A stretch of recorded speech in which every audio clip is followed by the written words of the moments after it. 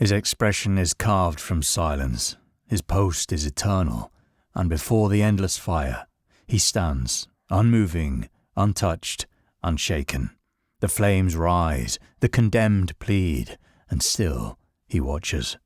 Around him angels carry out judgment with perfect precision, and when it speaks, it ends all hope. If you too end all hope when you speak, check out Pantheon, our brand inspired by mythology, folklore and legends. We ship worldwide and are rated excellent on Trustpilot, link in the description.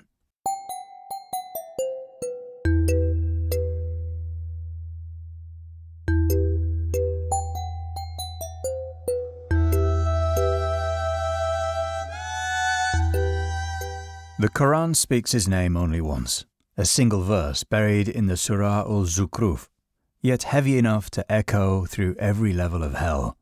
The damned cry out to him, begging for an end. His answer comes without cruelty or comfort.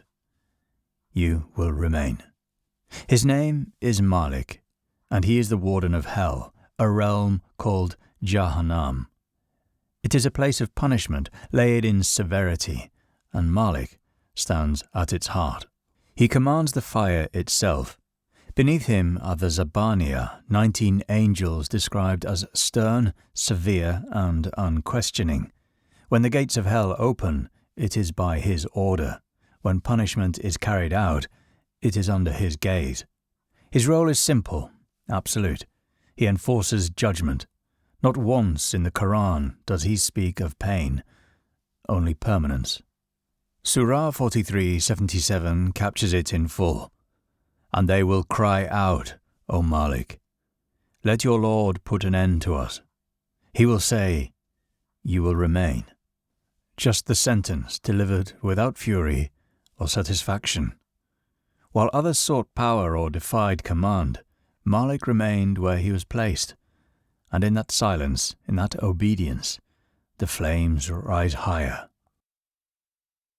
Jahannam is a structure, designed, assigned, maintained.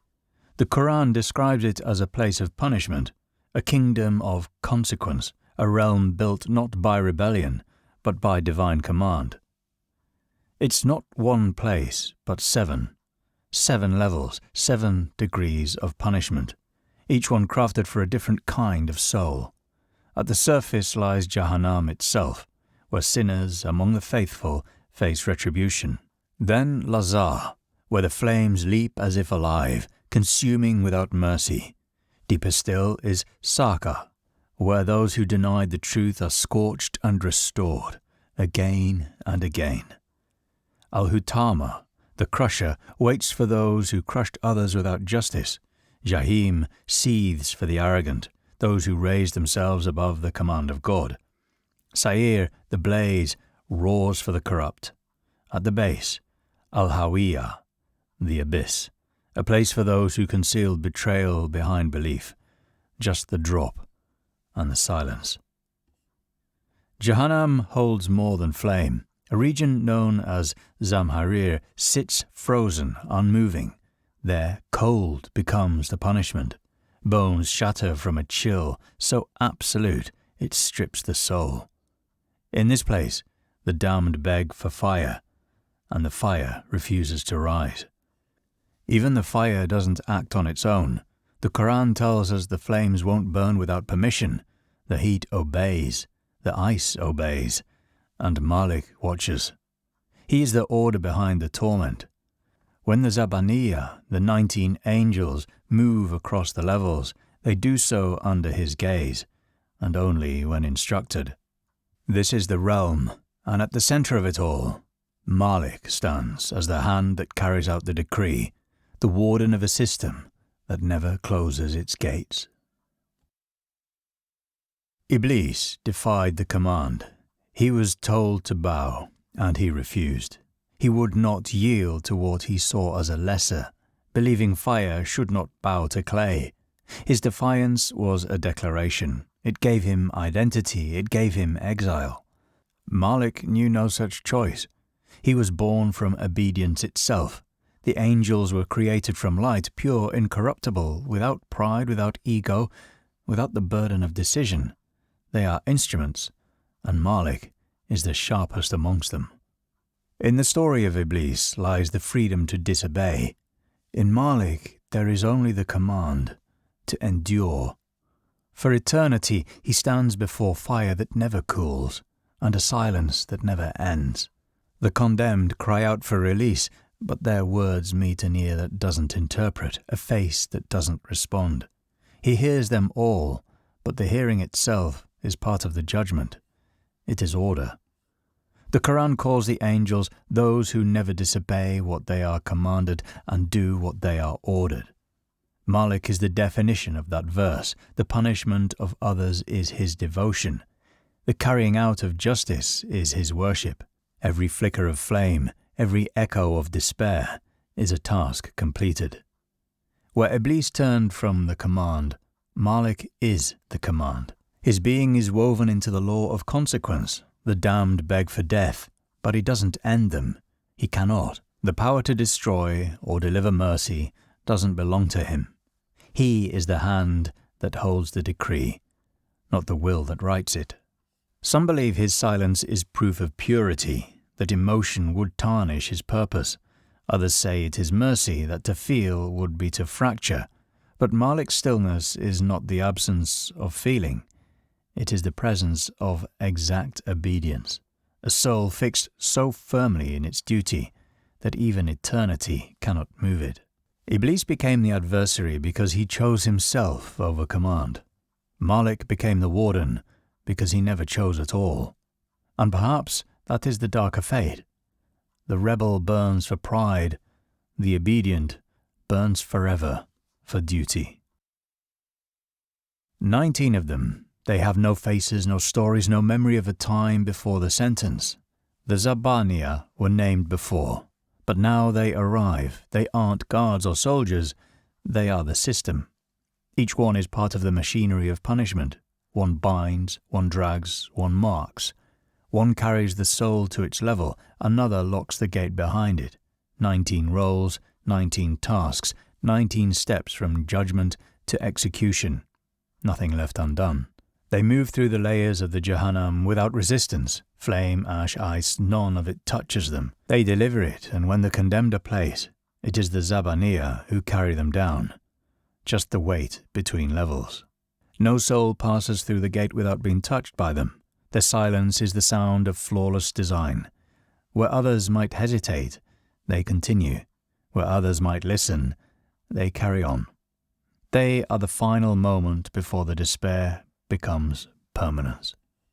Maalik doesn't direct them, he remains still, and that is enough. They know when to move, they know where to go. He stands, they act. Their number is fixed, their work eternal, their presence is the sentence itself. And when their task is complete, they simply return, waiting for the next. The fire rises, it roars, it consumes, yet he stands apart. All around, flames are unleashed, all around the damned burn. But he, unscathed, such is the fire that does not burn him. Flame in this realm is divine, law, punishment, and though its tongue lashes flesh, its gaze never finds him. He is outside its hunger, outside its claim. This is the nature of sacred fire. It purifies the aligned. It destroys the impure. It holds both mercy and doom. In many traditions, the holy walk within the blaze and remain unharmed. The bush that burns yet doesn't consume. The temple's flame steady in the storm. And here in Jahannam, the flame obeys the will of its maker.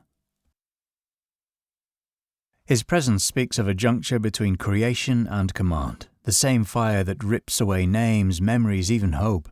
It touches him, but does not claim him. It flees its own dominion when he approaches. The reason?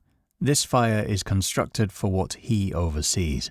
He stands as witness, he stands as measure. The fire, though vast and untamed, operates under the decree. It does not rage at him, because it has no discretion. It does not recognize the one it should burn when the sentence does not name him. He is beyond its fuel. He exists because it exists. He is the unblinking observer of its release. When the gates open, when the layers shift, when the flames surge or the ice freezes, he remains. That remaining is his immersion in the system. The fire may sear, may freeze, but not for him.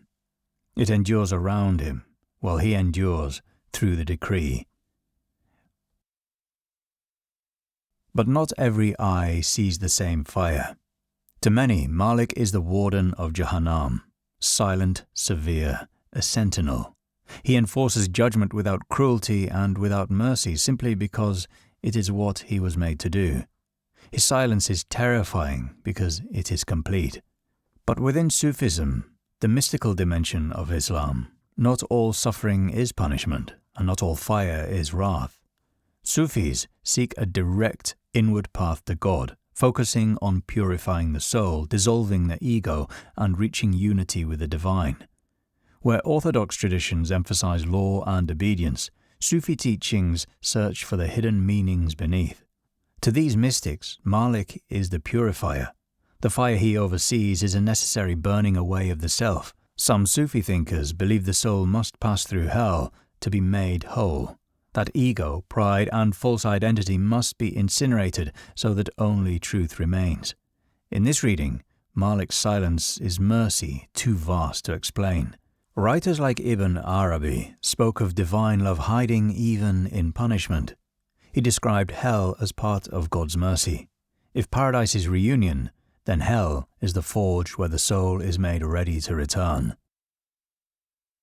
If we look at Maalik from the psychological angle, he is the part of the human psyche that craves law.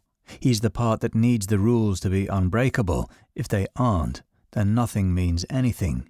He is the internal structure that says, this is the line, you crossed it, now you suffer. And it doesn't matter who you are, it doesn't matter why you crossed, it doesn't weigh context, it doesn't need to. Maalik is the conscience that obeys, the one that doesn't flinch when punishment must be given.